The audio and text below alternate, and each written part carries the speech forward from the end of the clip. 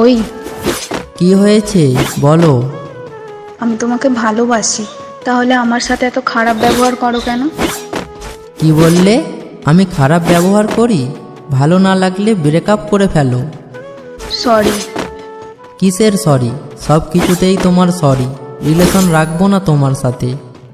Please এমনটা করো না। চুপ করো। আমি তো তোমার সাথে রিলেশন করতে চাইনি, তুমি তো আমাকে নানান কথা বলে তোমার প্রতি মায়া সৃষ্টি করেছো। তাহলে তুমি এখন আমার সাথে এত খারাপ ব্যবহার কেন করো? বলছি তো চুপ করো। এত বকবক ভালো লাগে না আমার। বাহ, আগে আমার সাথে একটু কথা বলার জন্য কত কিছু করতে, আর এখন আমার কথাই শুনতে ইচ্ছা করে না। দূর, ফোন রাখলাম, বাই। এটা বলেই ফোনটা কেটে দিলাম আর বন্ধ করে দিলাম। দূর, আর ভালো লাগে না, ওকে সহ্যই হয় না। যাক, এখন শান্তিতে একটা ঘুম দেওয়া যাবে। সকালে ঘুম ভাঙার পর ফোনটা অন করলাম। অবশ্যই সারা রাত চার্জে বসিয়ে রেখেছিলাম। ফোন অন করার পর সাথে সাথেই দেখলাম 51টা মেসেজ। সবগুলোতেই সরি আছে, আর এক একটা মেসেজ যেন এক একটা রচনা। আমি ইটস ওকে বলে রিপ্লাই করলাম। দেখি সাথে সাথেই ফোন করেছে। ফোন করেই মেয়েটা কান্নাকাটি শুরু করেছে। এইমাত্র ঘুম থেকে উঠলাম, এর মাঝে কেউ ফোন করে কান্নাকাটি শুরু করলে কি ভালো লাগে? মেজাজটা খুব খারাপ হয়ে গেল। তুমি কি এই ন্যাকামি করার জন্য ফোন দিয়েছো? তুমি জানো আমি কাল সারা রাত ঘুমাইনি। তো আমি কি তোমাকে মানা করেছিলাম? না, কিন্তু তুমি রাগ করে ফোন কেটে দিলে আমি কিভাবে ঘুমাই বলো? জানি না, সকালে না খেলে খেয়ে নিও, রাখছি। খেয়ে নিও মানে কি? বলো যে খেয়ে আসো, পরে কথা বলছি। আজব তো, তোমার কাছ থেকে আমায় কথা শিখতে হবে? দূর, তোমার সাথে আমার রিলেশন করাটাই ভুল হয়েছে। সব কিছুতেই তোমার ভুল ধরতেই হবে। আচ্ছা আচ্ছা, সরি, আমি খেয়ে নেবো, তুমিও খেয়ে নিও। যা ইচ্ছা হয় করো, বাই। বলেই ফোনটা কেটে দিলাম। এই মেয়ে তো খুব আজব, শান্তিতে ঘুমাতে তো দেবে না, আবার ঘুম থেকে উঠলেও বকবক শুরু করবে।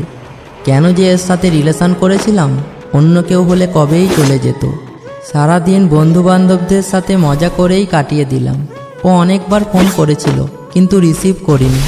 বন্ধুরা যখন বলছিল কী রে এত ফোন কে করছে, তখন বলেছিলাম আর বলিস না, একদম তেজপাতা করে দিচ্ছে জীবনটাকে। বলেই সবাই হো হো করে হেসে উঠলাম। রাতে ঘরে ফিরে নিজেই ফোন করলাম। হ্যালো। এই, কোথায় ছিলে সারাদিন? কোথায় ছিলাম মানে? আমি কি জানতে পারি না? হ্যাঁ জানতে পারো, কিন্তু যেভাবে বলছো মনে হয় আমাকে সন্দেহ করো। না না, সন্দেহ না। তাহলে ফোন করলাম জিজ্ঞেস করবে কেমন আছি, কি করছি, তা না করে উল্টে বলছো সারাদিন কোথায় ছিলাম। আসলে কি জানো তো, তুমি আমায় বিশ্বাসই করো না। রাতে খেয়ে নিও। ভেবেছিলাম অনেকক্ষণ কথা বলবো, তা নয়, দিলে তো মনটা খারাপ করে। তাড়াতাড়ি ঘুমিয়ে পড়ো। শুভরাত্রি। হ্যালো হ্যালো, শোনো। কি বলবে বলো। একটা কথা বলি, তুমি রাগ করবে না তো? বলো, কি বলবে? আজ না একটা ছেলে আমাকে কল দিয়েছিল। আমি নাম্বার চিনি না, তাই রিসিভ করেছিলাম। ছেলেটা নাকি আমার পছন্দ করে। পরে আমি ফোন কেটে দিয়েছি, নাম্বারটা ব্ল্যাকলিস্টও করে দিয়েছি।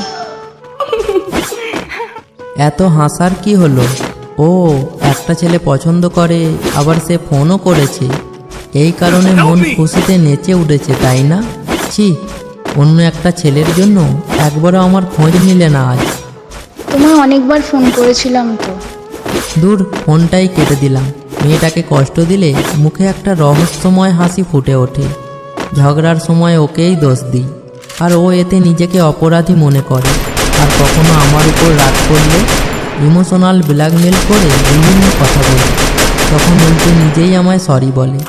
অর্থাৎ দোষ ওর থাকলেও ওকেই সরি বলতে হবে, আর আমার দোষ থাকলেও ওকে সরি বলতে হবে। তো এভাবেই চলছিল।